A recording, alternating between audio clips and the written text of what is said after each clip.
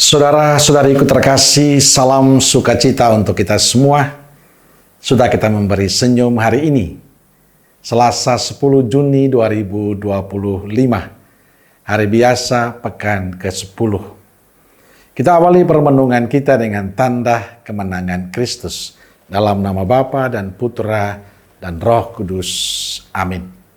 Permenungan kita diambil dari Injil Matius, bab 5 ayat 13 sampai 16.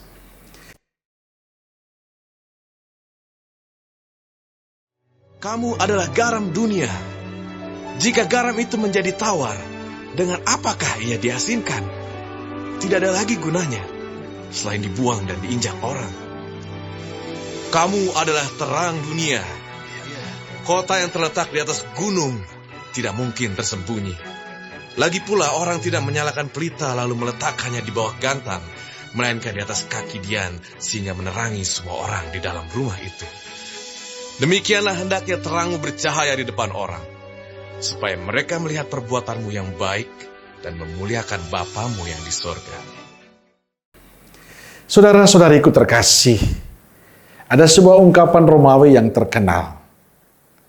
Tidak ada sesuatu yang lebih berharga daripada matahari dan garam. Garam dipakai dalam kehidupan sehari-hari untuk memberi rasa enak kepada makanan dan sebagai penangkal kebusukan. Orang Romawi memandang garam sebagai bahan yang paling bersih dari segala bahan, sebab dihasilkan oleh matahari dan air laut. Tapi ketika garam tidak berasa asin dan tidak murni, maka selain tidak berguna, garam itu akan dibuang. Matahari atau terang berfungsi untuk menerangi kegelapan. Itulah yang terjadi ketika kita melihat daerah pegunungan di malam hari. Jika terlihat banyak lampu, kita tahu di sana ada kehidupan, ada penduduk yang tinggal. Maka ketika sebuah pelita letakkan di bawah gantang, maka pelita itu tidak berfungsi. Pelita harus letakkan di atas kaki Dian agar bisa dilihat dan menerangi. Saudara-saudariku terkasih, bila Yesus berkata kepada para pengikutnya, kamulah garam dunia, maka yang dia maksudkan ialah bahwa semua orang yang menjadi murid-muridnya hendaknya menjadi penangkal kebusukan.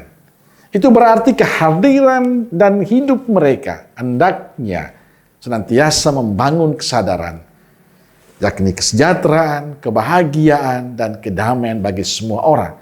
Hidup itu berguna bagi sesama yang lain. Injil hari ini mengingatkan kita agar jangan hanya mengeluh terhadap berbagai kesusahan dan penyimpangan moral dalam masyarakat. Kita juga harus menjalankan fungsi kita sebagai garam agar dunia tidak semakin rusak dan menyimpang. Sebagai cahaya, Kristus menghendaki agar para pengikutnya tetap berusaha memancarkan kebaikan, membawa kegembiraan bagi sesama. Sebagai terang, kita bisa belajar dari fakta tentang bulan. Bulan merefleksikan tentang matahari ke bumi. Seperti halnya bulan, kita bukanlah terang yang sebenarnya. Terang sejati adalah Yesus. Kita butuh selalu hidup dalam terang firman Tuhan, supaya kita menjadi terang bagi dunia yang diliputi oleh kegelapan dosa. Kita harus sadar jika cara hidup kita sama persis dengan dunia pendosa, maka kehadiran kita tidak terasa alias tawar. Maka kita harus mewujudkan identitas kita sebagai garam dan terang. Kita wujudkan itu dalam sikap hidup kita yang baik, lewat perilaku kita yang baik, tutur kata kita yang baik. Kita harus tetap menjadi garam dan terang bagi dunia. Amin. Semoga Allah yang Maha Kasih memberkati saudaraku sekalian, Bapa, Putra, dan Roh Kudus. Amin.